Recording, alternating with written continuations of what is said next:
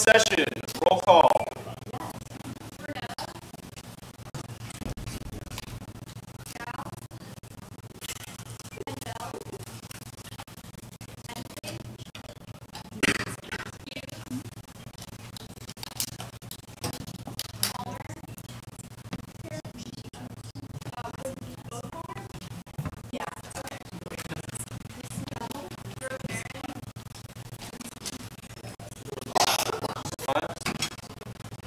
Is that it?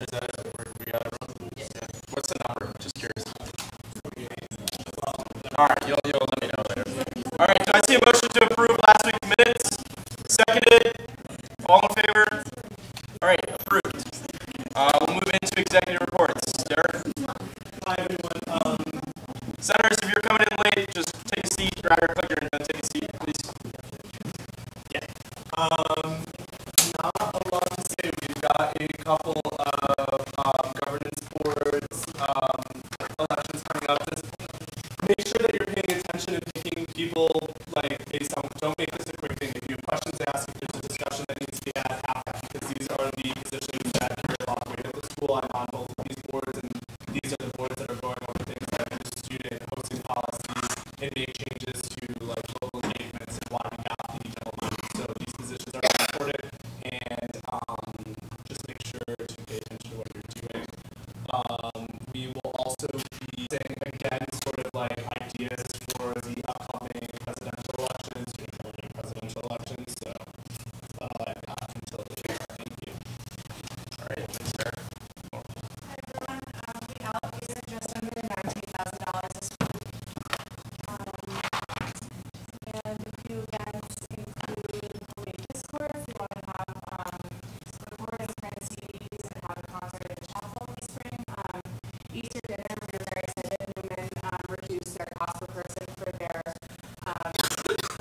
dinner, which has been historically a pretty high cost per person.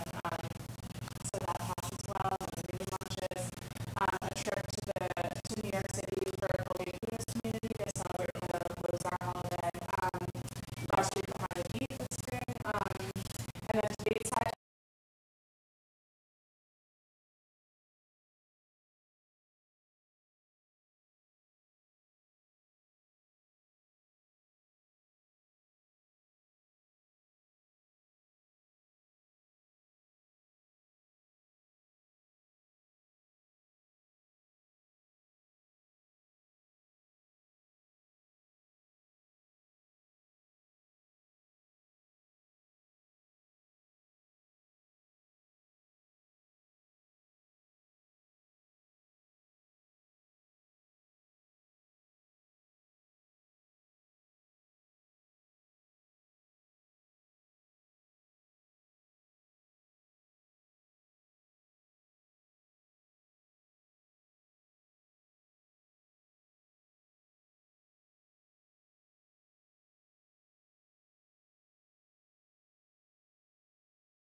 So those two will come up and present their club and just talk about why they think SGA funding. So, Hey everyone, not a ton of substance from me today, but I just wanted to let everyone know that I will be enforcing the attendance policy as it is written in committee meetings, and make sure committee meetings are being held weekly like they're supposed to be. Additionally, I'm going to be sending out a survey soon for Safe Zone training for all of you. Unfortunately, it looks like you're all going to have to give up 2 hours at some point over the course of the semester for Safe Zone training, separate from Senate. We're not able to do it during a Senate meeting. So I'm working out the dates for, Raquel is working out the dates for when that will be able to happen, and I will get them to you when they're available. That's all, thanks. All right, thanks, Luke. Chris. Hello everybody. Just a couple things that I've been working on so far. So I'm working on organizing weekly meetings with the governance board members to set and report goals for them in their positions. We should be having our first meeting within the week. It's just taking a while to get their schedules together. And I hope you guys can fill in those governance board positions as well so that we can get them acquainted with these new weekly meetings. Also, I'm trying to work with you all to develop a leadership conference for the core of affinity groups on campus. I'll have more to report soon once I meet with Dean Hugs and Dana Campbell this week, tomorrow and Thursday respectively. And I'm also reviewing the Colgate campus climate report to see what SGA can do to meet the recommendations of said report. That's all for me. Awesome. Thanks, Chris. And then from me, I wanted to do something really quick. I just wanted to show everyone the drive. I don't know if you all see this, but there's an SGA 2017-2018 folder. Raise your hand if you've seen this or have access to it. Okay, all right. Well, basically, you can go right into it. There's a Senate folder for us, Spring 18, and you can get anything you need. All right, so specifically this section is really useful if you want to review any of the materials. I'll usually have them all in the folder by Sunday. And then if you're looking for minutes or like want to check your attendance standings, or if you want to like look at past legislation, if you're looking for some sort of inspiration or like models, it's all in here. So if you don't have access to this folder, please tell me after the meeting so I can get it for you, because it's got all the important stuff in it. Any questions about that? All right, we'll move into committee reports. AAC. All right, good evening, everyone. So the AAC met on Monday. Yesterday, we talked about some current issues, right, working on office hour updates. We're trying to get some printers down the hill, so we're looking at getting printers in Parker Commons so that people who live down the hill can have better access to printing without having to do the case. And then we're also working on a resolution about diversifying core legacy. So if any of you want to work on that with me, just let me know.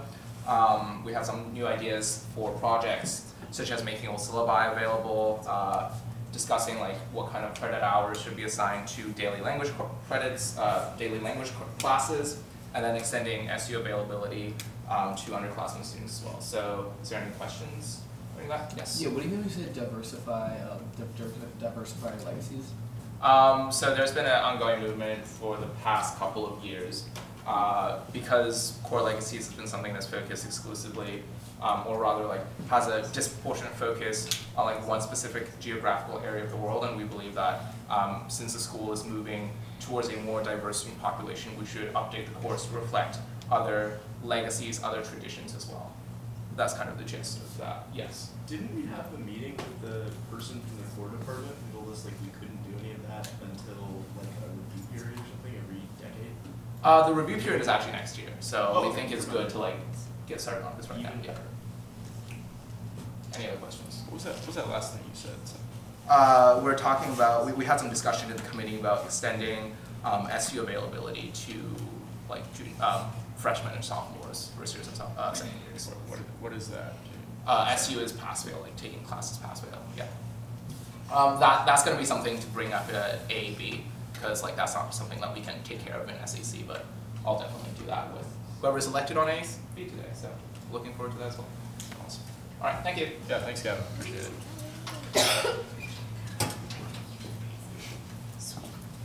Nice. Coach here. Yeah, so this week EAC met with the chief of police. He is also a character. He's a really funny guy.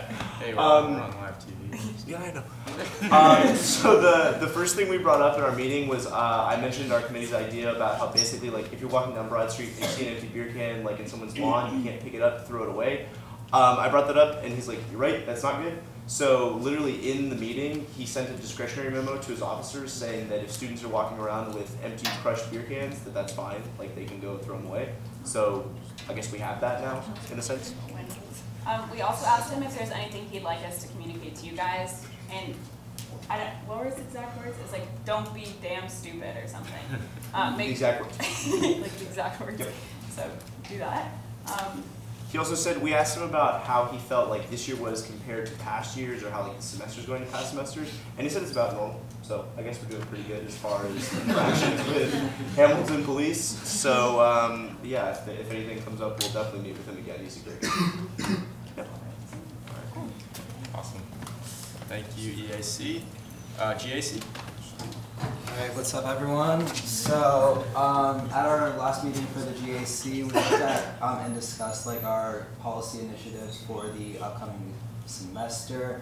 And so we mainly looked at transparency, how we can like further that, looking at like Robert's rules and like what we could possibly replace them with. And then also like working with other committees to possibly make better definitions for them within our constitution. So that's all we really did. All right, thanks, Ben. SAC?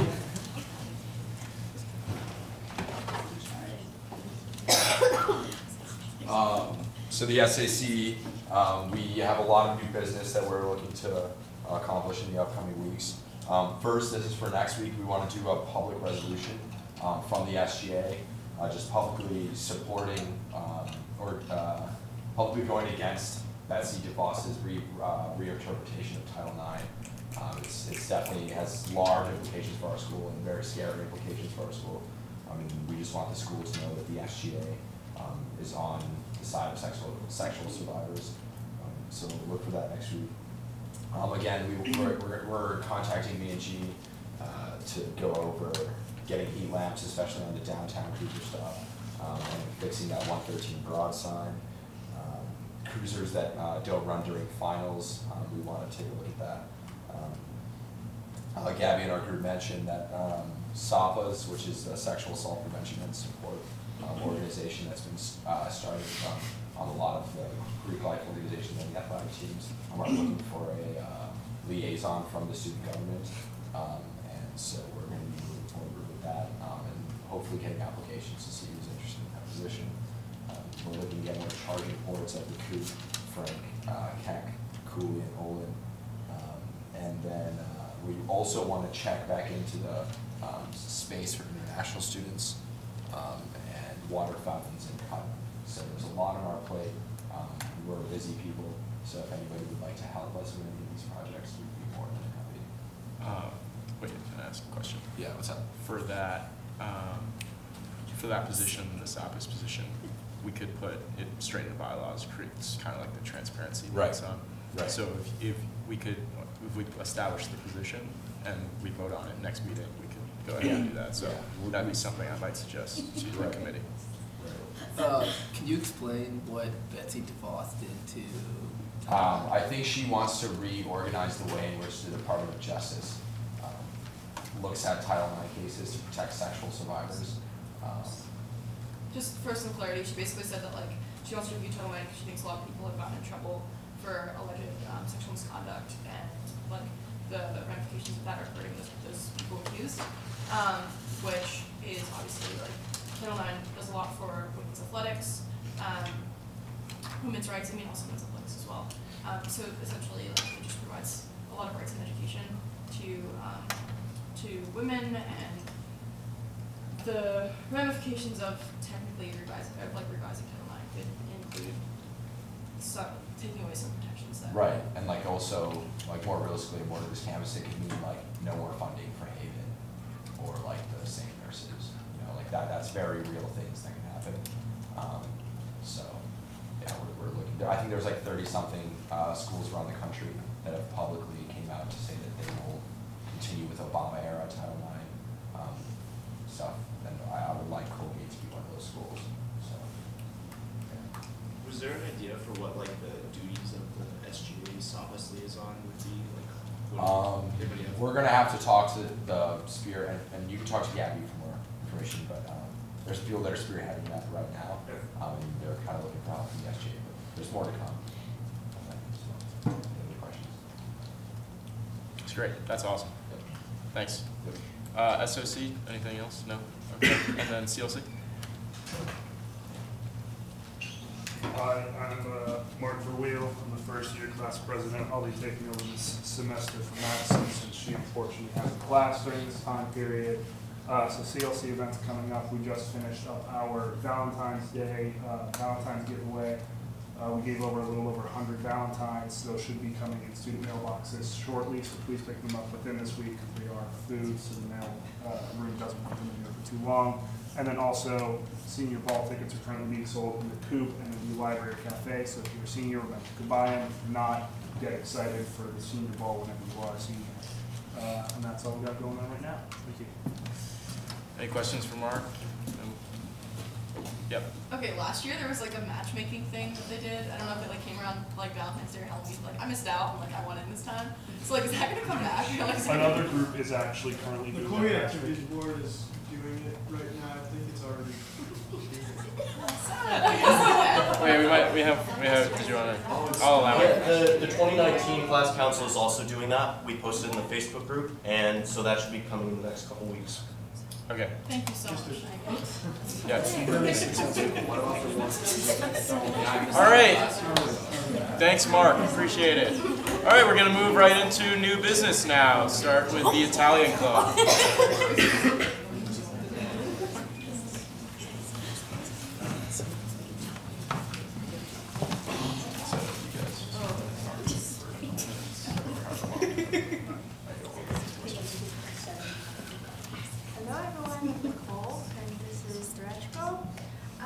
So we are seeking for approval for our newly established club. Well, we said that last semester, midway through the last semester. So the purpose of the club is to introduce students to Italian culture and by watching movies and making foods and discussing the contemporary culture, politics, or society. And so far we are working in conjunction with some faculties in the Romance language department and the Italian interns. And this semester we're seeking to make club activities opportunities for students who want to study abroad in Italy, an opportunity to start familiarizing themselves with the Italian culture. And yeah, we are in the stage of active recruitment, so I'm gonna hand over to Strashko to talk about our funding. Yeah, so in order to get better support for our club and promote our club in a better way, we would like to apply for BAC funding. So we need funding for a variety of reasons. So first of all, we need funding to get food and drinks for our weekly meetings. Then we're also planning to organize several cooking events, like pasta making event, and then we would need to buy pasta making machine because we would make it from scratch, and we would also need to buy other supplies and materials we need. And then we also need the different materials for our weekly meetings. Sometimes we'll be organizing Italian themed trivias and tombolas, so we'll need to buy all the necessary things and also to buy prizes for the people who would like to compete. And we're also considering purchasing some Italian board games, possibly some Italian movies that might not be available in Case Library. And yeah, those are the reasons. We really want to promote the club and let those people know, people who are interested in learning more about Italian culture, that there is something going on about Italian-related things here on campus, because as we know, there's no official Italian language department, there's no Italian minor, there's no Italian majors, so like not many students take Italian classes, so we want to try to change that and like, make more people interested in joining this club and learning more about Italy. Thanks. Are there any questions? Just really quick, how many students have expressed interest in your club? So far we have around 50 people for our mailing list. We had meetings last semester and people were showing up, but this semester was the first time we were at the enrollment fair, so more people found out about our clubs. So, and we're having our first meeting tomorrow, so hopefully more people will be interested in the club. So do you currently receive any funding or support from the language departments?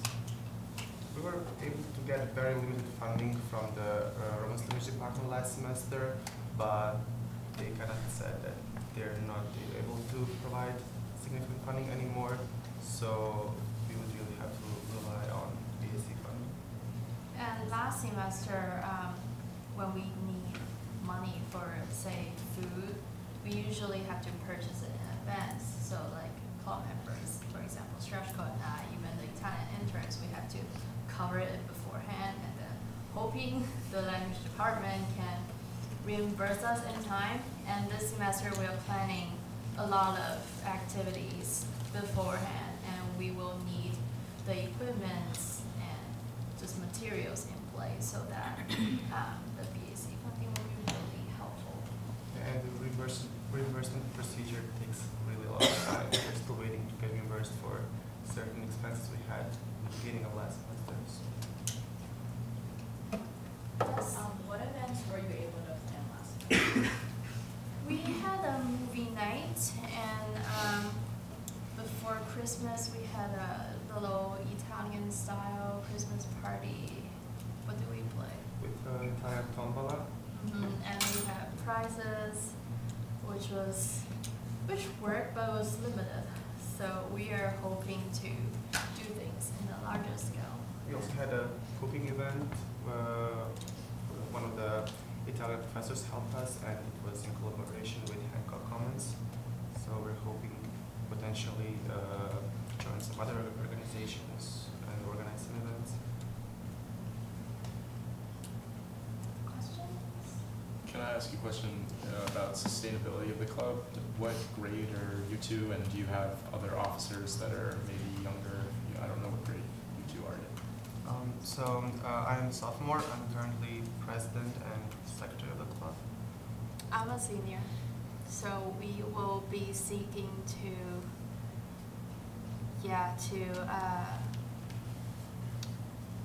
develop, I don't know whether develop is a good word, but like look for new members who had the potential to take on the leadership.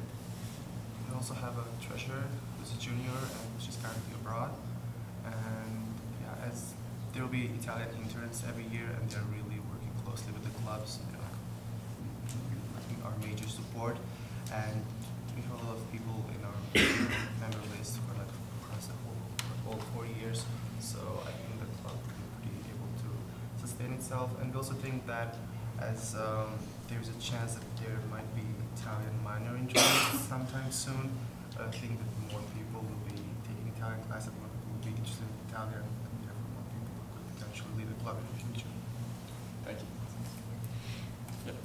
So 2 questions. One, you said there's about like 50 people on your email list, but like how many people would come to like your average like Italian dinner movie screening? And then the second is how often do you guys meet? What's the second question? How often do you meet? We meet every other week, and I think so far our average attendance will be about 10 to 15 people. And that was last semester, so since there are more people coming out with us, well, hoping that number will grow soon. All right, any more questions? Okay, great, thanks for coming. If you want to step out, we'll vote, and then let you know when this one's coming. Thank you.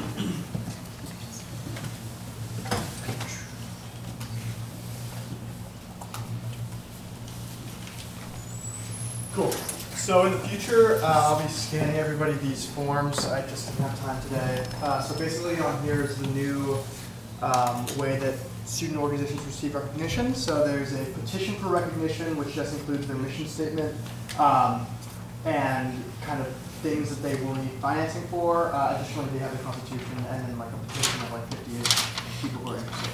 So in the future, I'll email that out. Sorry, I'll scan it out. That's on me.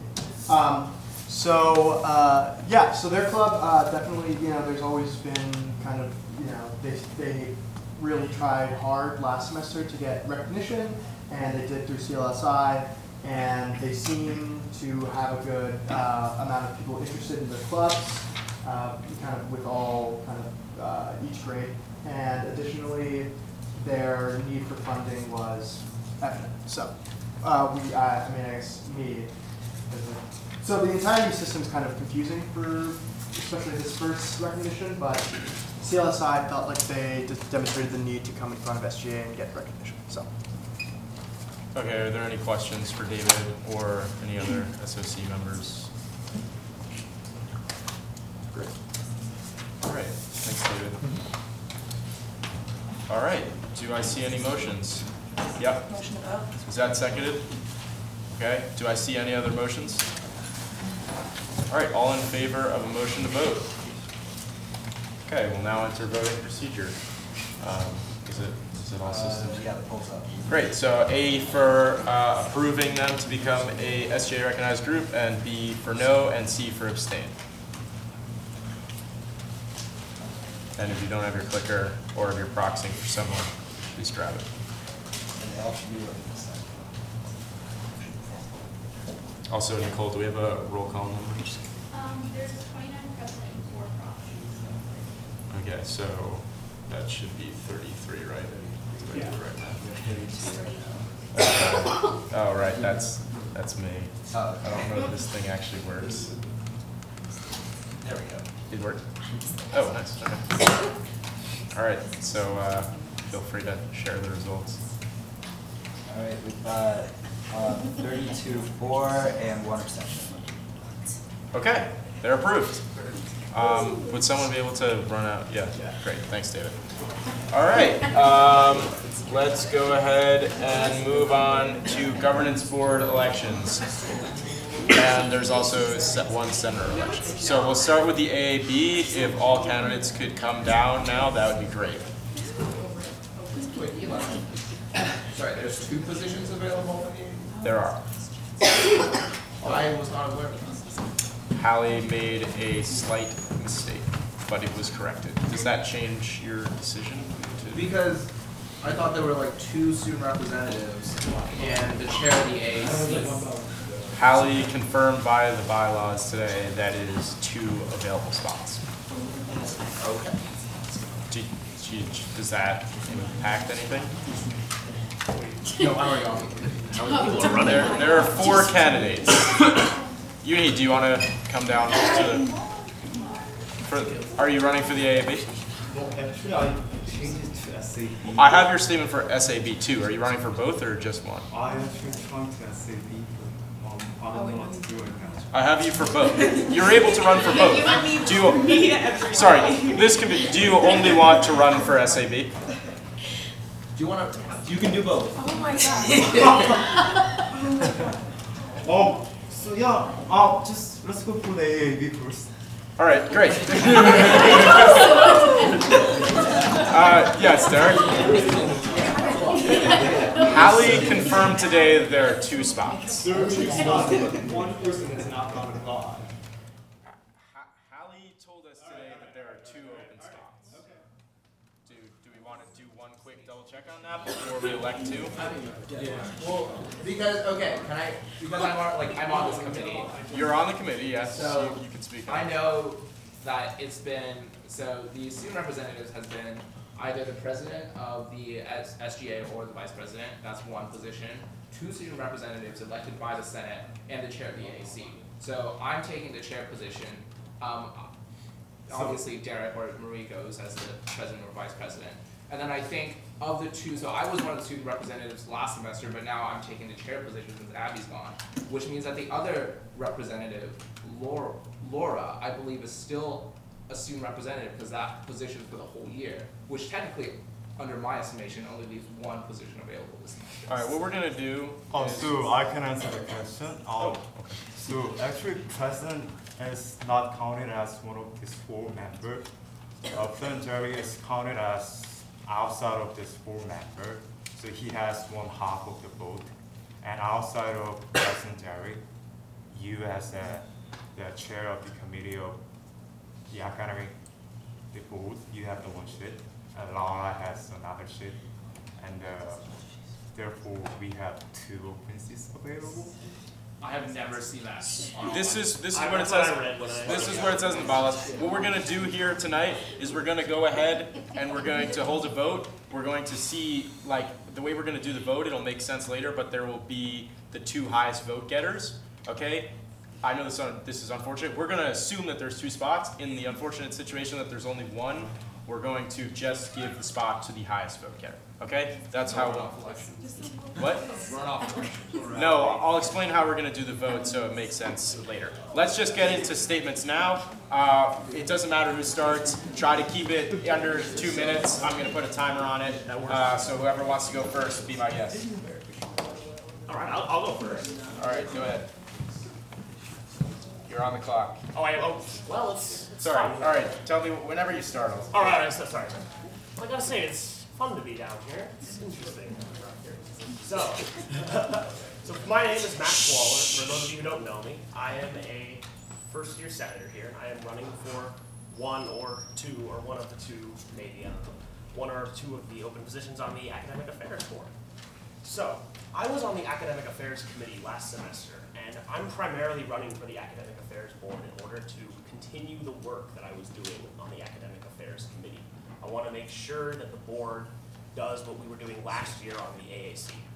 So some of that stuff is the inclusion of underrepresented views in the academic curriculum. I'd really like to advocate for that if I was elected to the Academic Affairs Board. And I'd also like to make sure that every junior and senior has an able opportunity to fulfill the global engagements requirements. I want to make sure that everybody doesn't have too hard of a time with the global engagements requirement. Let's see. I also want to continue the work that the AAC was doing last semester with lab credits. I think labs are somewhat undervalued in terms of the credit you get for them and the amount of time and energy you put into them. I want to maybe up the lab credit that you get. But honestly, the main reason I'm running for the AAC is that I'm a first year, and I feel I have a personal vested stake in the decisions that the Academic Affairs Board would make. Since I'm going to be here for the next 3 years, I feel like I'm going to be really impacted by any decision that the Academic Affairs Board makes. And I want to make sure that I'm a part of making that decision so that I can make the best academic curriculum for me, for you, and for all of the students at Colgate University. Thank you very much. All right, thanks, Max. Okay.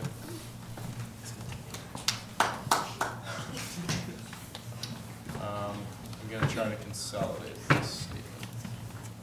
1 second.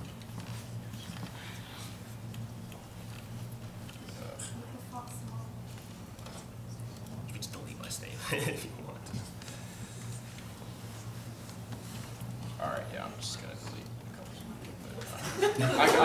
I'll put it back later. I'll hit commands. It's okay. It's all right. All right, are you ready? You good? Yeah. All right, go ahead. Hey guys, I'm Taimur Mia. I'm a sophomore currently, and I'm running for one of the spots on the Academic Affairs Committee. I'm just going to read out my statement. As I write in this, a few weeks ago, I emailed my faculty advisor, who is also a former associate dean of the faculty, and asked for his thoughts on expanding the SU option to all 4 years instead of just upperclassmen. Gavin also mentioned that's pretty interesting, but I wasn't aware of this development. And I wrote my email that such a policy would provide a strong incentive to underclassmen to leave their intellectual comfort zones and discover any ideas or interests they would not have otherwise. And he found my idea pretty intriguing. He said that I should approach the Academic Affairs Committee and try to join it. So here I am in front of you. And as someone who is deeply convinced by the value of liberal arts education and committed to furthering Colgate's academic mission, I would love to serve on the AAB and use its platform to bring about meaningful change in Colgate's academic policy.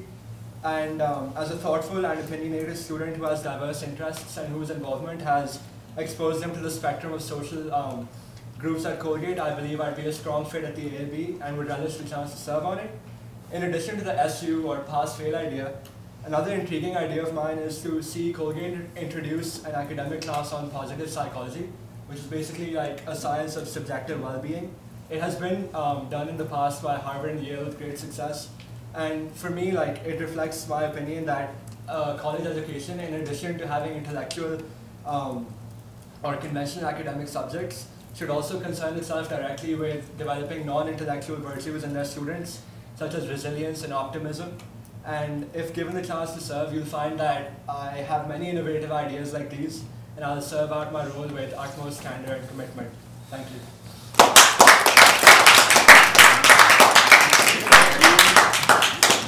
Okay, you I mean, this is actually actually, I didn't write it for the statement. So I was kind of, rambling things that I want to do and sent it to Holly about like 2 weeks ago. 2 weeks ago.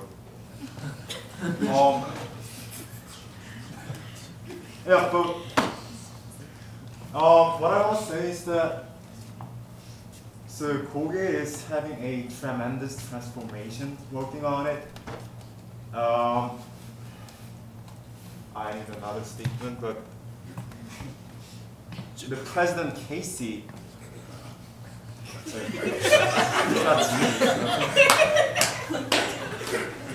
President Casey has been working on so many things that we cannot, so what I want to do. You got it. Centers. So, okay, let me first start with how much I am passionate about reforming this academic policy. Those who are in the academic committee knows that how much I'm dedicated to bring the changes into the things.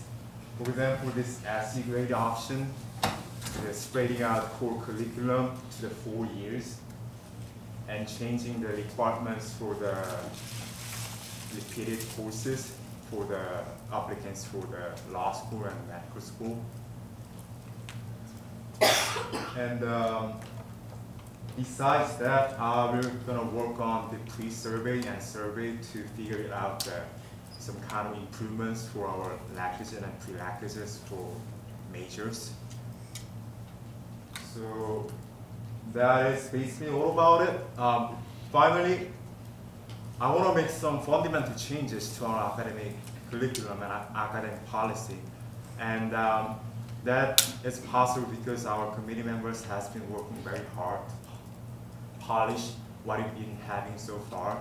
And I think this is a good time to move it to the next level. So that's about it. And the one final thing is that I have kind of good relationship with faculties that are in the AAB. 5 out of 8 I know of them, so it'd be easier for me to interact with people. Thank you. Okay, we have one more candidate who couldn't make it tonight. He sent in a little video. I'm hoping it's going to work. If we could just be quiet for this, and yeah.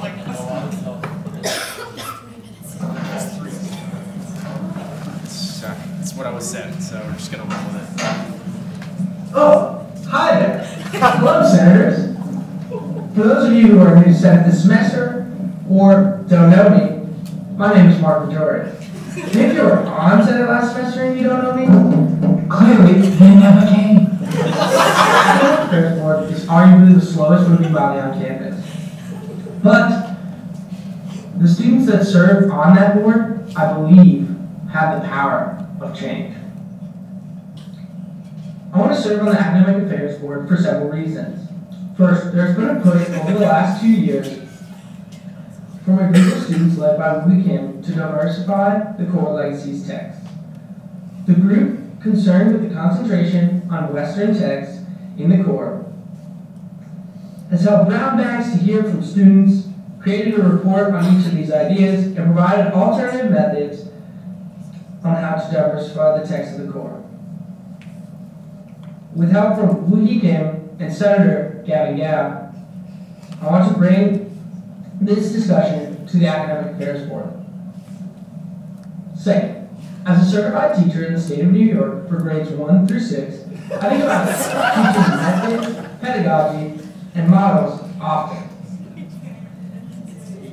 Did you know that many professors have never taken a class on teaching methods in their life? I don't know about you, but some of my professors could definitely benefit from some basic teaching methods. I'm hoping to work with the AAB to create a program that will provide opportunities and incentives to professors, especially young professors, on methods of teaching, optimal and engaging forms of assessment, and other facets of teaching.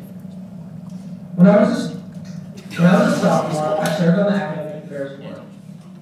I remember being so uncomfortable my first meeting that I barely said a word. However, I learned from that meeting that as a student on the Academic Affairs Board, you have to assert yourself into the conversation. Because at the end of the day, we're really talking about our education. And if you as a student cannot assert yourself in there, you'll be glossed over. On the Academic Affairs Board, students are outnumbered, meaning that the student representatives have to do this, to engage in these conversations, to make sure that we can improve our academic program for years to come. Students have the power to create change anywhere, on campus and off campus. I want to create change through the Academic Affairs Board. Please help me create that change. Thank you.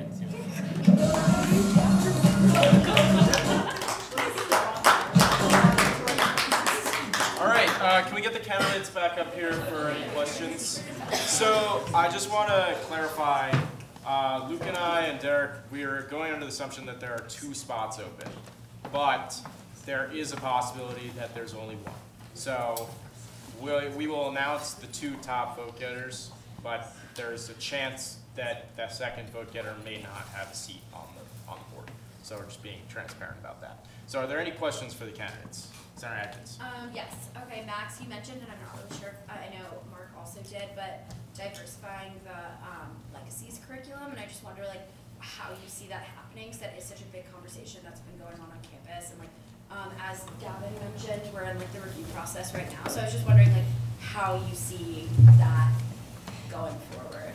You're talking about the process to diversify, or are you talking about something else? No, more just like what your goals in diversifying it would look like. I see. All right. So I really value underrepresented views here at Colgate. And I define an underrepresented view as a view that is not held by most of the faculty or most of the students.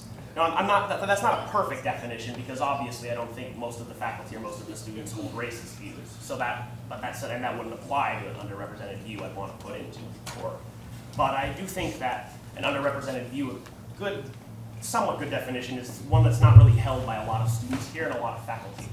I want to make sure that these views get into the legacy of the ancient world as much as possible, because I think an important part of education, and I think, in fact, the purpose behind education, is confronting ideas that are new and working with them. We've got to go. Was that question for all the candidates? I mean, if you want to answer it, if that was if you're interested in answering the question. Sure. So, as Mark mentioned in his video, Woohee is a senior currently, and she's actually led the campaign to diversify the Legacies curriculum. And I think that change is possible. It used to be known as Western traditions in the past, and then it became Legacies of the Ancient World. I think that Colgate is like more receptive to change than we think, and if we actually push the ideas. Also, being like someone from the Eastern world, so to speak, I think I'm uniquely positioned to sort of talk about this kind of texts or curriculum changes that can be made. But I think that there are professors from sort of the Middle East department, or let's say there's some professors for Core India or history department, that sort of thing that can really add valuable sort of input to this conversation. And I think that in some small ways, some professors have started incorporating the Bhagavad Gita instead of the Bible, or the Quran instead of the Bible, or instead of while we should teach Homer definitely, we can also teach some really important Eastern texts as well.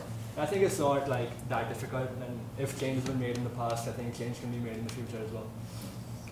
Nice. Nothing that I can add more, I guess. Those core curriculum, I think resembles what liberal arts college wants to implement or instill the values as, and I appreciate it, and I also acknowledge the needs to change and needs to improve it, and that was awesome people. But what I want to argue one step further is that taking the core curriculum is somewhat restricting your choices, courses that you want to take before you declare your major. So normally people take 4 classes per semester, and because of you have to finish it by the end of sophomore, that get rid of 5 available slots, so you have 11 available courses. And I think these make students like not step forward, not explore the courses they have been not interacted with. Yeah. That's it. Okay, questions? Gal? Could all of you like speak to your other involvements on campus as for like leadership positions, what you do, extracurriculars? Sure, I can do that. So I'm also in the Colgate pep band. I am somewhat of a leader there, I guess you could say. Honestly, SGA and pep band are kind of it. I really enjoy my role here as a senator and SGA. I think it's really important. I think I get a lot of leadership experience from that. I really value that I have plenty of time to attend every single AAB meeting and work with that. So currently I'm the president of the Colgate Consulting Club, and I'm a member of the Colgate squash team. And let's see, I'm a CL as well. I've also been an Alana ambassador in the past, and I'm obviously an international student. So I think that given like my sort of commitments on campus, like I'm involved with a very wide range of people. So that also means that I'm like kind of well suited to sort of speak to the opinions or academic sort of concerns that people might have. Can you take a please look at there? This is what I call a leadership. Yeah. And I, instead of elaborating things that I have done so far, I think it's better. But I currently hold the piano club, the president, and I'm one of the managers for the investment club. That's the current leadership position I have so far. Thank you.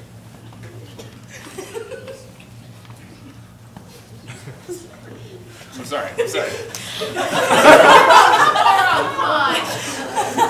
That was good, right? I mean, to be fair, he was pretty fun. I'm sorry. I apologize. Are there any other questions? Yes, sorry. I have a question on like the expansion of the pass-fail option to like all 4 class years. Like, do you think that that's something that, like, how do you think that that's something that like will eventually happen with like enough like negotiations and talking, or do you think that that might be something that would like be really difficult to enact on campus? Can you repeat that? I didn't hear it. I'm sorry. Oh, I'm sorry. No, it's not you. I was just asking about like the feasibility of like the SU expansion. Okay. Go ahead. So it's been enacted at different colleges in the country, most notably at Brown. Like they're very well known for like their open curriculum and the fact that they allow like students from all 4 years to take pass-fail courses. So I think like in terms of academic feasibility, it's not impossible. Like very good institutions, I can only name Brown off the top of my head right now, but I'm sure other institutions do it as well. And I can't speak to the faculty's willingness to do such a thing. I mean, I've only spoken to like one professor, but he was very intrigued by it. But I think that given that they're currently working on it, and like I'm also very passionate about it, and like if we can have sort of positive like conversation about it, I think that it can happen. And I think it's a very important thing to enact as well, because for example, like if you come into Colgate and you think you're only good at English and like you want to learn CS, but you think you'll get a D as a freshman, like you might not like ever explore that interest. And like, you know, junior year, like taking CS 101, like yeah, it's not going to change your life, but like as a freshman, like if you take something new and you really develop an interest for something, it can be like a major or possible career path too. So I think in that sense, it's a very significant thing that would be done and could be really impactful to people's lives as well. So I think it's something worth trying for. And I truly think that it's going to happen at some point, because if any of you have taken the summer program, or no, okay. So when we take classes outside of Colgate, those courses, the credit transferred towards our transcript.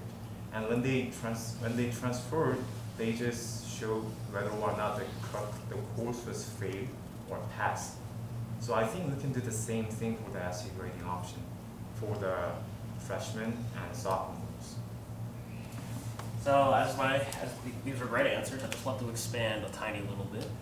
Legacies has been changed, global engagements has been changed, plenty of things have been changed. I think change is possible, and I think this is a change I would strive for. I think it's a kind of arbitrary to have a rule that pass-fail is only for juniors and seniors. I mean, I really feel that way as a first year right now, but I don't know, yeah, it's something I would push for. I'm not sure how likely it would be. I would tend to err on the side of faculty have the rule in there for some reason, but I don't think it's worth striving. It's worth striving against. I think it's worth changing. All right, we take one more question. Oh, this is just a general question. It's about for one of them. I'm just kidding. Oh, all right, yeah. Max, you talked about you would like to implement underrepresented views into legacies. Can you expand on that idea, on that thought? Yes, yes. So as I was saying, I define underrepresented views, and I think, so here's my personal position on the legacies discussion. I think a semester is a moderately long time. I think there's plenty of time to cover texts from all around the world if the professor has an interest in that. If the professor, say, is a professor of India, they can bring in some Indian texts into legacies if they wanted to. If the professor is a professor in China and teaches us a lot of stuff about China, they can bring a lot of stuff from China. There's a lot of legacies outside of the Western world that impact us today. In India and Asia, Africa, I mean, even Australia, there's a lot of stuff that influences us today that's not just Europe.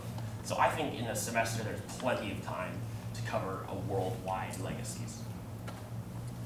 I think for the interest of time, we're going to move on. So we're going to discuss internally, and I have received pretty good confirmation that there will be 2 spots. Okay. So we will let you know accordingly. Thanks, everyone. Oh, and I'd like to abstain from the vote. Yeah, kind of you'll step out. Yeah. Thank you. Okay, so I'll obviously open to motions. The chair would be in favor of an unmoderated caucus, 5 minutes. Is that seconded?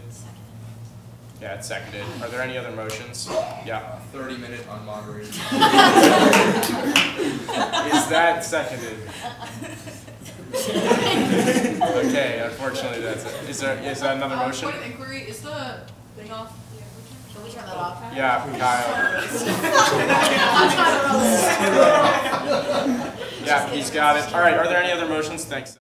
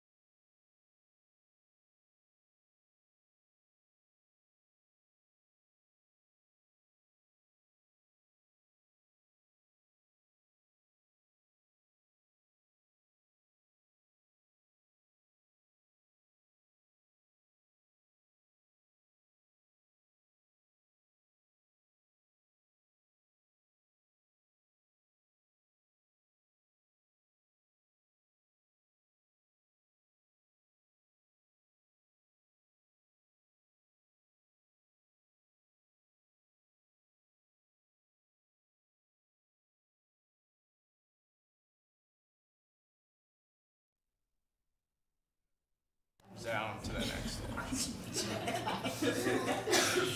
So this one also has 4 candidates, so if you're one of the candidates and you're in the room, you can come up front for the SAV. The 2 people who will be serving on the AAB next semester are Timur and Mark. So congrats, Timur, and obviously if you see Mark, congrats to him too. You're welcome to stay or leave. Yep. Congratulations. Okay, Senator Waller and Senator Uni, Senator O, do you want to come down for this election as well? All right. You want to run for this one too, right? You don't have to. I don't want to greedy, but No, you never dare. No, please. You're more than welcome to. What I'm gonna do is We had a test at 8 o'clock. Oh, well, we should have confirmed. We can read. I'll read a statement. Well, yeah. All right. We'll read Dewey's statement first, and then we'll do the everyone else. So, do you want to read it? Yeah, I'll do it since no ACs are here. My name is Dewey Wilbanks, and I want to be the next member of the SAB. I didn't initially even plan on running for the position because at the beginning of the year with Senate elections, things felt rather hectic, and I, unfortunately, overlooked governance boards altogether. Fast forward to a week ago, when I saw that SAB was open, I began looking into the position and it seemed like it would not only be a great fit, but it would also give me a meaningful opportunity to help the Colgate community.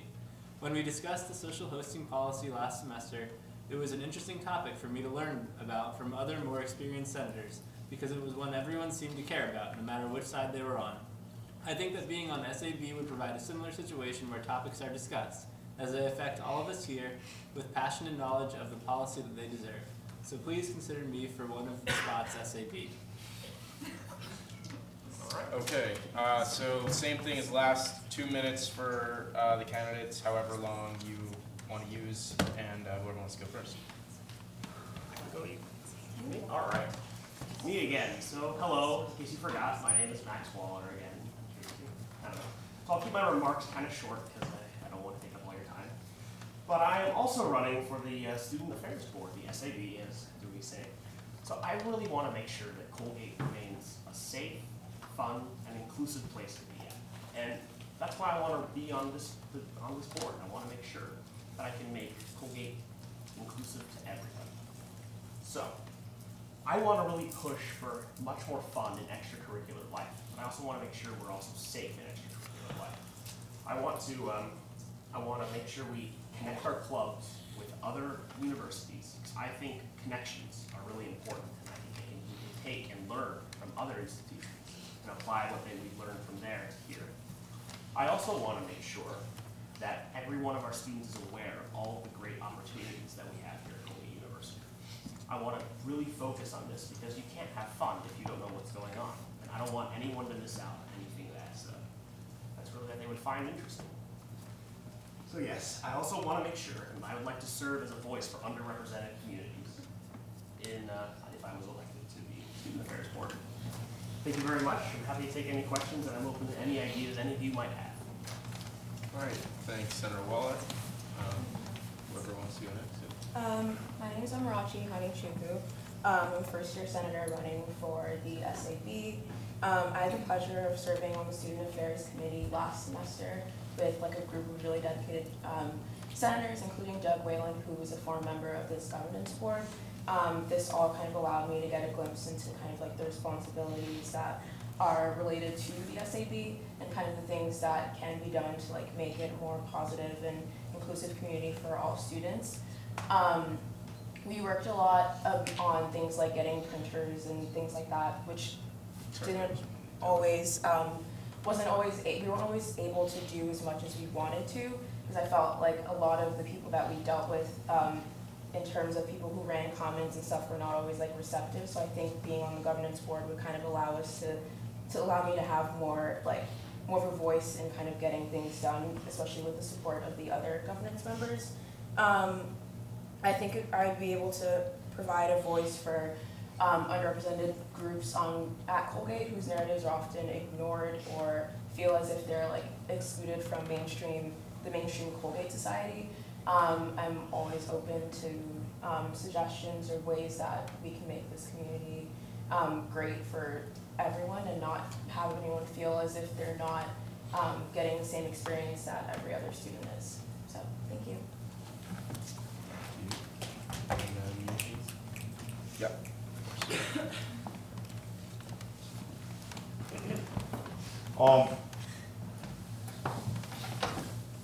There's a lot of great news coming for Colgate. We got number 12 US News ranking. We borrowed around 100 million for new investments, and most of all, the bicentennial is coming soon. And I truly believe that those years will be the cornerstones of our future, and have no doubt that faculties will do their best to establish this foundation for the future. What I will do is just make sure that our voice actually counts. The President Casey has been stated several aspects of Colgate to be improved. And one of the things is that he mentioned about how the Colgate campus can be much even beautiful. So for example, President Casey wants, and one of the plans is to get rid of the canopies around Taylor Lake and to plant the signage. In other words, just get rid of trees and plant another trees. I like the idea of having a good aesthetics, but we have to understand that resources are limited. Instead of using resources for those areas, I truly think that there are many aspects that the fund and the resources can be used. For example, we may invest more to expand the availability of courier service, and or we can improve the quality and expand the availability of dining service, especially during breaks. Or we can use that resources to work on more supportive and diverse Colgate social community. And that's it. Awesome, thank you. All right, do we want to ask the candidates any questions? Yep. Can you scroll up to Senator Walters? Yes. You said something about serving as a voice for underrepresented communities. What underrepresented communities would you act as a voice for? So again, I want to make sure that everyone here feels included on Colgate's campus. I don't want anyone to be the other, or for some of us to be us and some of us to be them. We are one campus. We have one student body. I want everybody to be included and supported and loved. And I would say anyone who doesn't feel that way is an is part of an underrepresented community or an underrepresented individual. And I want to make sure that I can not have that happen here at Colgate University.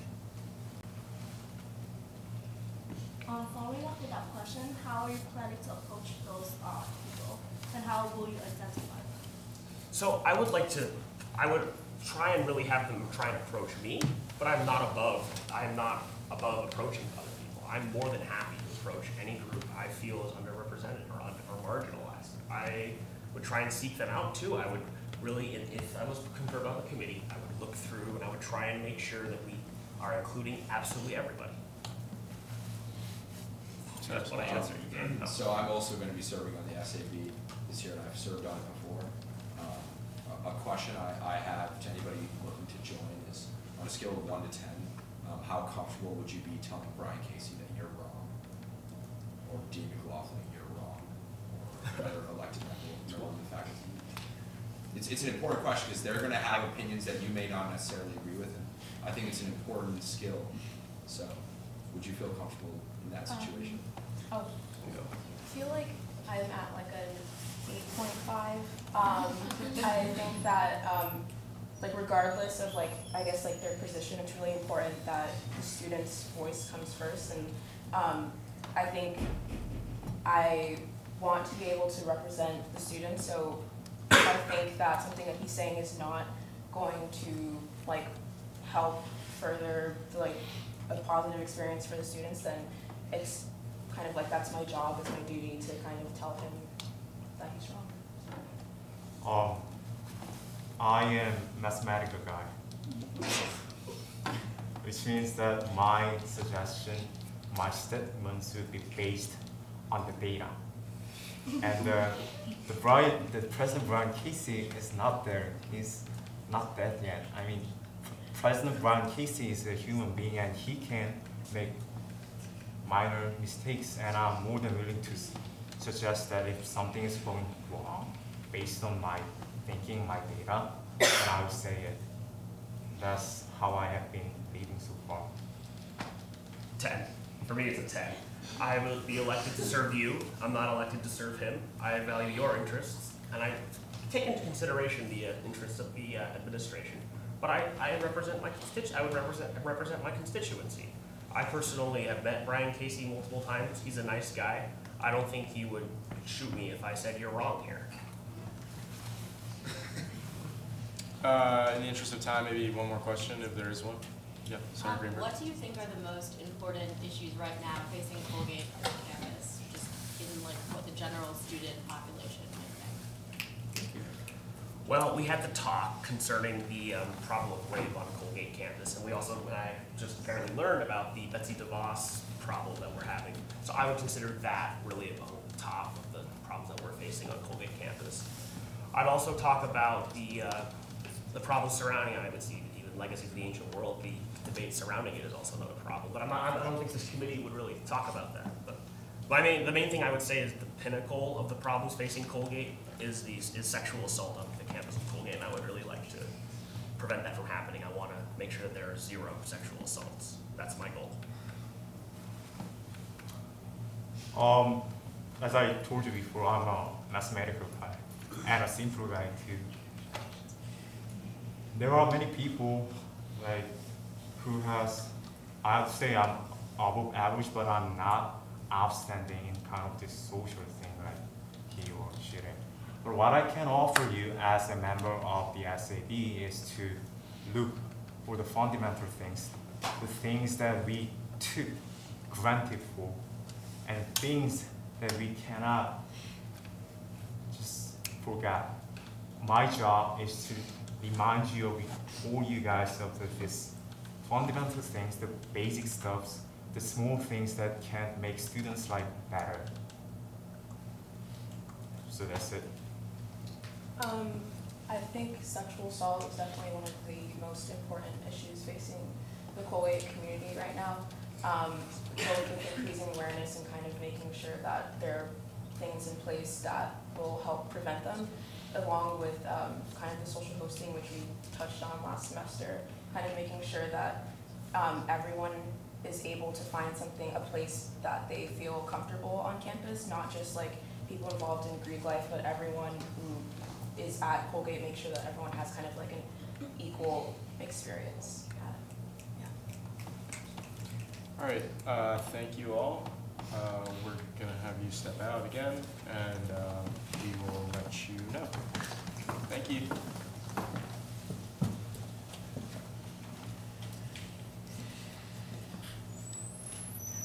Okay, so again, I'll remind that in addition to those 3, there's also Dewey. Do I see any motions? Yep. Motion for a 2-minute on mod. Okay, is that seconded? Okay, are there any other motions?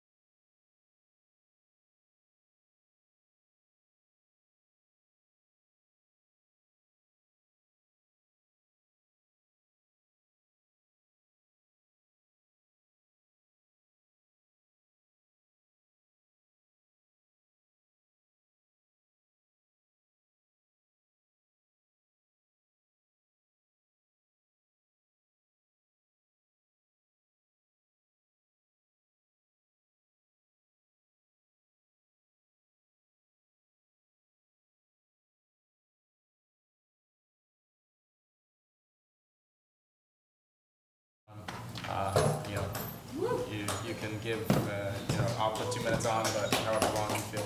Yeah. All right. So sorry, wait, really quick. Amarachi and Dewey will be on the board for this semester. But thank you, Senator Waller and Senator O, for running for both. Appreciate it. Okay, yeah, go ahead. All right, welcome everyone. My name is Micah. Many of you know me, some of you don't, but I'm here to run for senator for class of 2019. Sorry, my voice is a little off, but I really love Colgate, and I feel like I could bring a lot to SGA into my role as a senator, particularly the values of innovation and of really good management. It's something I've always been interested in as a child. I've always wanted to jump in and find out what can be done better, what are we not doing that we really should be doing. And kind of as part of that, I've built my own major here at Colgate for media and communications, minoring in psychology. I've had the opportunity to work with communications and technology as part of the DLMC as a media mentor. I've been a Benton Scholar here since freshman year, where we've designed and hosted an online course for teaching students about bread and global issues. And I was also part of a task force under that same team that worked to establish a mentorship program, which is in the works with the Counseling Center. And I'm also on the 2019 Class Council, and it would just be my pleasure to continue to serve. I have some interest in the Academic Affairs Committee and Board, things that Gavin mentioned, very interesting. I'd love to be a part of that. But it would just be my goal to refine my leadership skills, learn more about how Colgate works, meet more of you, and just have an opportunity to serve and grow as a person as well. So thanks for your consideration, and I look forward to your decision. All right, do we have any questions?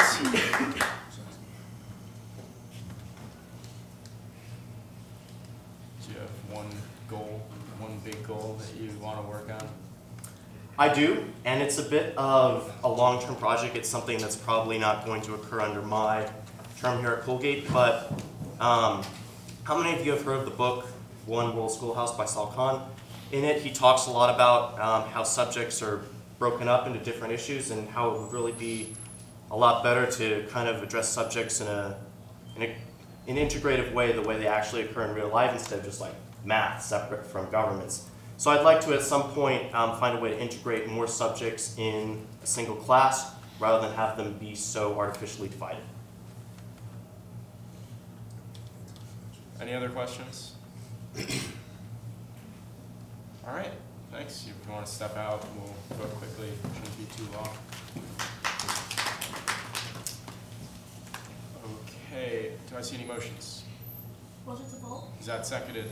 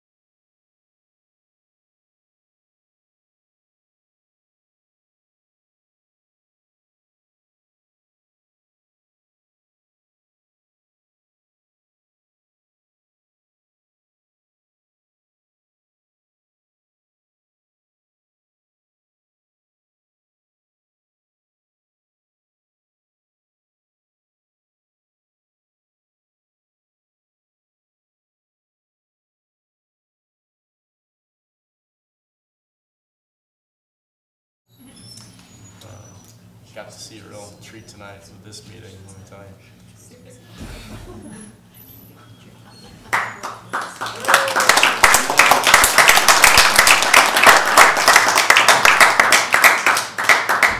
All right, so congrats, you're now senator.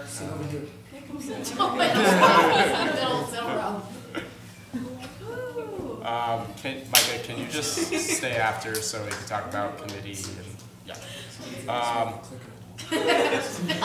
All right, this will be really quick. Ben, do you want to just come up quickly? Yeah, sure. So basically, last semester, for those who weren't here or forgot, we passed the transparency liaison bill to create a transparency liaison. If you care to read here, this is what it entails. For some reason, I am given the authority to appoint.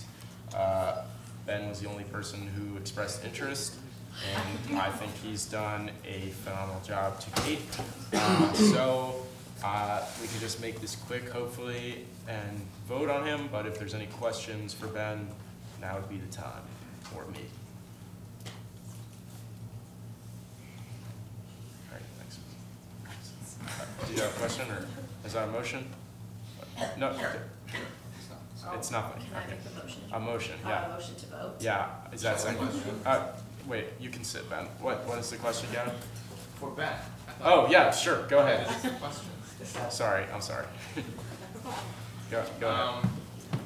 Yeah, what are kind of your goals for that position? Like, what do you want to accomplish? Well, I want to make SGA, as I've shown like throughout my past time on Senate, I want to make the SGA as transparent as possible, make sure that we're as close to the student body as possible, and I feel like this is one of the best ways to do that. By showing how we vote, that shows like the accountability of our Senate, and that's what we want the students to be able to see, is that we're accountable. Yep. On that, is this what's going directly into the Constitution? We voted on this in the Constitution. Yeah, there's just a typo, that's why I was. Where's the typo? It says in Article 2, it says the position of transparency station shall open to all. Shall be open. All right, we'll hope that that is a error on my part. That's friendly, right? That's a vote on that. We already voted on it. I'm just putting it in for my own record. Shows that you all should print out and highlight and mark up all the legislation before you come to Senate. Yeah, that wasn't. It's all right. It's okay. I think I'm warranted a flop here and then. Okay. Any more questions for Ben? All right, now you can sit down. Motion.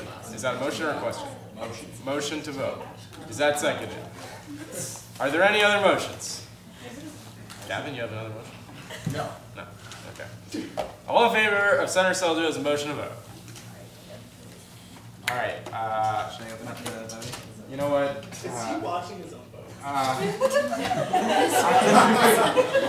We're gonna do a hand raise. Can you just for integrity, can you just step out quickly? I'm sorry. Step out of the room. No, just. Ben. I'm just kidding. I'm just kidding. It's a joke. Yeah. No, you should step out. I'm not good. I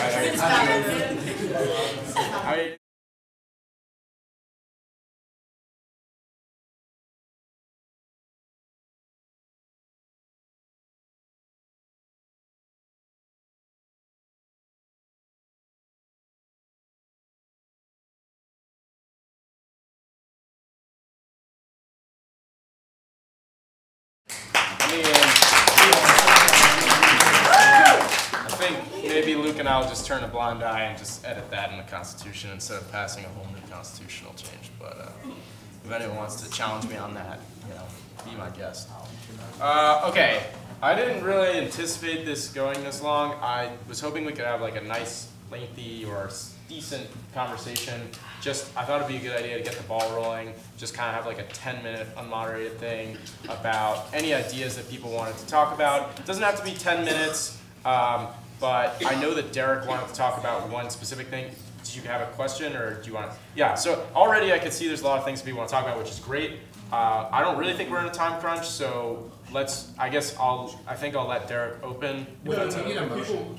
No, I don't really think I need an emotion for this. I put it on new business. What? Separate motion? For what? Motion to table. Motion to table. Yeah.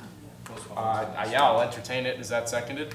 What is your I'm not. The chair's not in favor, but if it's seconded, we'll vote on it. Is that motion seconded? It's seconded. Okay. All in favor of a motion to table open discussion regarding new ideas and proposals? Raise your hand. All right, the motion fails. We will now enter our new business item, open discussion regarding new ideas and proposals. Does anybody want to talk before I talk? Please do if you need to. I don't really need to. Very well. So Marie and I wanted to have a little bit of an open discussion without, once again, about SGA presidential elections. So we will just give you some information that we have been thinking. I'm not saying that this is going to change anything, not like we have the power to change it ourselves either, it doesn't really matter. Every single year, the student government presidential elections are pretty contentious, unnecessarily dramatic. And that comes from all sides and all parties involved. Marie and I have been thinking about downsizing the extremities of the campaigns because it's kind of unnecessary, self-indulgent, and self-important to have 13 campaign members that are really just tokens from different parts of campus that are plucked by vice president and president nominees to represent things that they don't even always completely understand, and then have multiple debates and a whole bunch of money that goes into it. So we don't have a lot to say to you necessarily. We want to know if you have ideas. I know Marie is very in favor of getting rid of the campaigns in general, campaign teams, and just having a campaign with a vice president, president, a couple of debates, and a website if they want it. Her reasoning behind that is that student government has really, in the past years, overstepped its boundaries of like pretending it's kind of a national election when it's not, and kind of moved away from the importance of what we're doing and more in the importance of running, which I agree. I mean, we've both been in it and we can attest to that. So I don't know if people have ideas, opinions, alternatives. This is a working thing. This isn't like something we're gonna come up with an answer to tonight. So, yes. This is unmoderated too, so sorry. Have you reached out to other schools like the NESCO schools and seen how they do their elections? Yeah, we have. Hallie did extensive research on it last year. The thing is that every school is completely different. We have the most rigid and like, I don't know what word to say, like grand election and student government in a way. Hamilton has like a handful of kids who could take care of their whole student government. The elections are much different than ours. They're usually uncontested, which I don't think is a great thing either, but life happens. So it's just hard to compare because every single school has been different from what we've seen. I think Ryan can attest to it too. I don't know how much you hear. He was at the NESGA conference. I don't know if you want to say anything. You don't have to. They're all very different and much smaller. First of all, every student government is much smaller than ours. Yeah. But also, like, from what I can tell, the presidential elections were pretty low-key. I don't know. Except in Hamilton. But I will say at Bowdoin though, I think they don't have like a cabinet, like a legislative body like we do. But their like exec board positions are pretty like braggadocio as well. Like they have posters of like their like execs everywhere. Like their They have like a round treasurer student government on a poster like all over campus, which I think is absurd. So even while our elections might be kind of more extra than other schools, I think our the work that we do is a lot more subtle than it is at other schools, for sure. Okay. That's the case. I know at Hamilton, like anything their SGA does like goes out in a newsletter and like everyone at school reads it like within the next week. But that's not the reality of our school, which is why I think it's different. And they have a much smaller one, and their the precedent for their presidents is completely different. They usually have much younger presidents who are on a it's not academic, it's a calendar year cycle, it's not academic.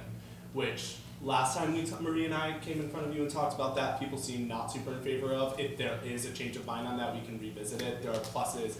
I know at Lafayette, where Dean McLaughlin is from, oh shoot, I can't remember which one. They were on an academic and changed to a calendar. No, I think they were on a calendar and changed back to, I don't really know, but they just switched. There's no consistency to any of the schools. So that's why I think, I think that, and people can talk to us. I'm not going to keep us here much longer if nobody has anything to say. The thing is, and I'll be very honest, when you do a campaign team, and I will speak on Marie and I's behalf, not that it's a particular proud moment, but I know it's a factor and real thing of every campaign team. Half the time, the campaign team does not know you that intimately. There are people who I've known my whole life at Colgate who are on my campaign team and certainly stood for what I was thinking about, but certainly didn't know the details of my platform, didn't understand how they were going to work. There were people from, we were trying to get pockets from every part of campus to vote, and it's just fake and unrealistic. I mean, if we're trying to add any sense of genuine something, yeah, thank you, to this process, I do think that the campaign teams have to go away. It's such a small spot of what I said, so not that big of a deal.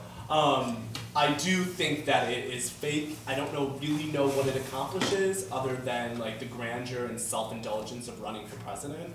And I do think that it needs to be limited in a way. So, I mean, we can end it there. If people have anything to say, you all know my email. Most of you have my cell phone number. If not, you can get my cell phone number. But yes, nothing. Anyone? Well, I'd just like to quickly ask you, how big are the average campaign teams, and don't you pick everyone on them? Is that how it works? We do. It's I think it's the president, vice president, chief of staff, and then there's 10 normal campaigners, so to speak. So it's up to, you don't have to put all those people, but it's up to 13 people. Do you think downsizing the campaign team could solve the problem you were speaking of and have a more intimate campaign team of people you really know? That could be. I do think people are still going to try to get different people from different things. I mean, I know every year until I was running, I was asked to be on a campaign team, and it's usually because I'm the gay student government. So that's what I'm trying to really avoid, is token people just being picked because they represent some culture or label at school that's not realistic. You're just trying to say, oh, there's a gay kid, there's a black kid, there's a kid from the sports team who represents something that you want to vote from. And that's what ends up happening every single year on every single campaign team. Wait, I'm sorry. What's necessarily so bad about that? Because it's disingenuous. You're not actually trying to appease to, you're not trying to represent this class, your school or anything. You're just trying to get a face of familiarity so that people aren't voting for the platform or what you stand for. They're voting for the faces that you see on your campaign posters. And those aren't really genuine because they don't really know your platform very intimately either. They're just kind of doing it because, I mean, there's a lot of arbitrary reasons. And some people might be doing it because they stand for you, but that's usually in the freshman Senate class of people who are picked and not realistic upon people who know you or people who know. And I mean, it happens every year. Ryan. So I mean, it kind of sounds to me that you're trying to avoid it becoming a popularity contest, but I mean, I really doubt that there's a college presidential campaign election that isn't exactly that anywhere in the world. I mean, I just don't know how realistic it is to try to eliminate that portion of it. Yeah. I was gonna say if it keeps up, and I haven't really seen one, but from how it sounds like the excessive campaigning makes it like a high school student government thing where you're only gonna, a lot of people only vote based off the people they see and the posters they see, and not off what they actually stand for. And I feel like by reducing campaigning that goes around, it's gonna reduce that effect. It's still gonna be based off who you know, but you're probably going to look more at the person's platform if you're not basing it off just what you see, but posters laying around people that are on campaign teams, because you're going to have to look at people's platforms and know who the hell they are, or know what's. We could keep talking just so I can directly respond to Ryan. That is a part of it. A bigger part of it is that, like I said, the self-indulgent, self-important student government, as much as it can reach its potential, it is not that important to everyone on campus. And for us to force it upon everybody on campus for 2 weeks and go out there and pretend for a couple of days that we're all speaking. And I mean, it's a fault of Marie and me too. It's any person who has been a part of a campaign team or has run, we've attributed it to this grand thing that really is unnecessary. Svelin, did you want to say something? Yeah. If you want to understand your platform more, why would you want less debates? No, I don't want less debates. I actually want more debates trying to exchange for the campaign team. No, you're right, Jenny. Yeah, it's 13 people on both sides that feel like everything is invested, even though I was on one my freshman year and I'd never met Matt Swain in my life. Because I met him and the next day I was on his campaign team. And we had to do ridiculous things. We had to stake outside the coop for 6 hours because we wanted to hang up a poster. And there was 7 of us fighting 7 of them, screaming at them And I was like, I like don't even know this guy. Like, why am I screaming? And that's the thing. I mean, obviously last year's election was contentious. It certainly wasn't the first contentious one. Yeah. Every single year is like that. And for what reason? Can I chime in? Yeah. I think maybe this is a complicated issue that can't be solved right now today. I think maybe some sort of like commission or committee that could like analyze all the components of it and then maybe give like a report or a recommendation to the Senate would be useful. I'm also curious, maybe I think we're having an external review of SGA as a whole. Yes. I think it could be potentially beneficial to wait for that. And I have some reservations about kind of changing the campaign structure on a whim when it's kind of. Well, I did start this by just saying it's a conversation. I know. I don't know. That's just my thoughts on it. Yes. I just had a quick question. Like, what power do we as senators have to change the campaign process? So, I mean, it would just be if somebody wrote a resolution or if somebody wrote a bill, then it would change. We have to get the election booklet voted on every year, so it can just Yeah. be something in the booklet. Yeah. And it would set precedent. I mean, we do have the power to change. Obviously, not right now. I haven't written anything. I'm just trying to get like what people feel. Did you want to say something? I was going to say something, but I wasn't sure. Like, I don't know. Maybe because I feel like this is separate from this issue. Like, but like in terms of getting people on governance boards, which it seems like there's a problem with. Maybe like an elections committee would be something that we could like look forward to in the future. Like trying to establish that that could deal with both that and like recruiting people for governance boards, to spread the word and deal with specifically elections that happen regarding this year. Yeah.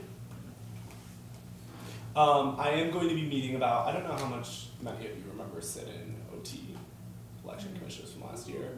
Great people, probably the most dedicated election commissioners that we've ever seen walk through the halls of Colgate University.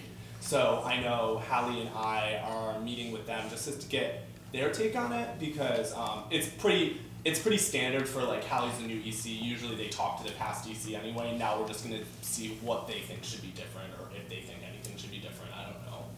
They might have liked it. They did a great job last year. So anyone else? Jen, did you have your? All right. Well, I didn't want to take any more time. Thank you, everyone. Truthfully, I put this on the agenda because I wanted to talk about like some committee projects as well. I mean, if people really are itching to leave, that's fine. But if anyone wanted to like mention a project or two, or just talk about a couple briefly, like I mean, something that I was going to mention was like last semester we briefly talked about how the school doesn't have a vice president of diversity, something like that. If senators wanted to get together and do a little research into that, personally, I don't really know enough about it to say we should write a resolution calling for one, but if there was a group of senators that was interested, or I think that would be a really great project for the SAC to take on, or at least to look into. So that was one thing I wanted to say. I mean, yeah, I guess if nobody else has anything to say, it looks like Keontra, you want to say something, but I was hoping we could just spend a little bit of time talking about maybe some ideas just to like see if there's any interest in getting things off the ground, because it seems like last semester we just kind of didn't really have that many projects, so I wanted to create some time to just talk and maybe brainstorm some stuff. This is small. It was brought to my attention like a couple of days ago about there's only one student still out on like the board for diversity on campus, and I don't know. I just thought that was weird. And like that and other boards like adding more like student slots, because I feel like that's a board that like would significantly be benefited by more student representation, and I just wondering why, or if we could push towards that. Yeah. Yeah.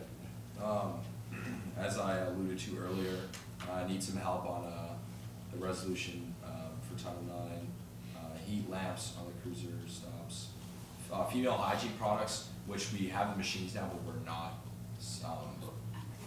Okay, so Atkins. Yeah. Yeah, charging points. Maybe just one thing that I was told last semester is to label it as menstrual hygiene rather than female hygiene. Just like a little diction thing. But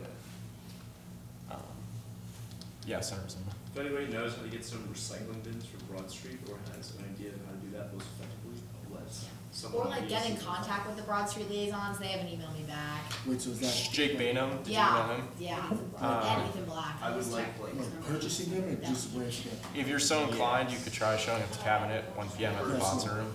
Yes, but You don't have to, if you want to. Yeah. Also, another thing, I've heard this brought up in this body before, and I don't know. I didn't really care for it at the time because it was last year, but can liners in the townhouses, like those, they get disgusting and they don't give us can liners at all. What do you mean by can? Like Garbage trash. place where you throw trash. Oh. Garbage. Yeah. Somebody has brought this up in Senate before. It might have been Mark last year, and I didn't like really care or listen to it. But now, it sucks. Yeah. It's so bad. really bad. There's a lot of things for the townhouses that they should do, like just like toilet paper, trash bags. Yeah, we don't have toilet That, paper. I mean, that could be a good SAC project. Cleaning the Yeah, do you know bathrooms who we would talk to? That's B&G, right? Yeah, building and ground, yeah, absolutely, for that. I mean, honestly, you could even, like, separate from Senate, you could just, they should have a phone number probably. You could just be like, hey, like, we really have, like, not enough can liners. So. Well, all the things would need to be like funded by the school for that anyway, so they, I mean, like, cause there's like a lot of things that the townhouses should get. That Okay, yeah, absolutely. Yeah, I mean, that could take the form of a resolution. The SAC could definitely take like try to find all the things in the townhouses that need to be changed, or it could just involve a dialogue with B&G. It doesn't have to be. Second is preferred. Yeah, it doesn't have to be a piece of legislation. Gavin? Yeah, like I said, I'm working on a resolution to diversify for legacies. If any of you are interested in working on that with me, let me know. Maps. Maps. There's only maps of Europe upstairs. Oh yes, that's also true. Oh, also, the rules and procedures, this is a GAC thing, those expired last May, and we need to redo the rules and procedures for Senate. I think it would be a good idea, I mentioned this before, I think it would be a good idea to do Martha's rules instead of Robert's rules. They're a bit different, and I'll send out that link to everybody just so you guys can like read it over and check it out. Maybe you could collab with Yeah, Ben talked a GAC. little bit about that in the executive reports, how we're talking about like potentially replacing Robert's rules, and I was thinking maybe we could like down the line do some sort of like open forum on it, see how people feel, test the waters maybe, and yeah, if you have any like complaints and or suggestions that you think are valid to the discussion, like please let either Ben or I know. All right, so I mean, I think there's a lot of ideas in this room that are like very tangible and palpable, and we can act on them, but it's a matter of like taking the initiative. So I think it was good that we were able to put them out in the air. I think one thing that I'd like everyone to do now, if you're a committee chair, if you could take out your phone and write in the big SGA group me, just say, I am the blank chair. If all the committee chairs could do that right now, I think it would be good just to have like that out in the SGA group me. So I don't know if we can recap, but looking into diversity, Gov Board, and Vice President of Diversity, looking into some things in the TOHOs, looking into diversifying legacies and maps. What am I missing? GAC and Martha's rules, or some sort of change into the rules of Senate. Am I missing anything? That's already like, I'm pretty sure over 5 things that I could foresee happening in the next like 2 weeks.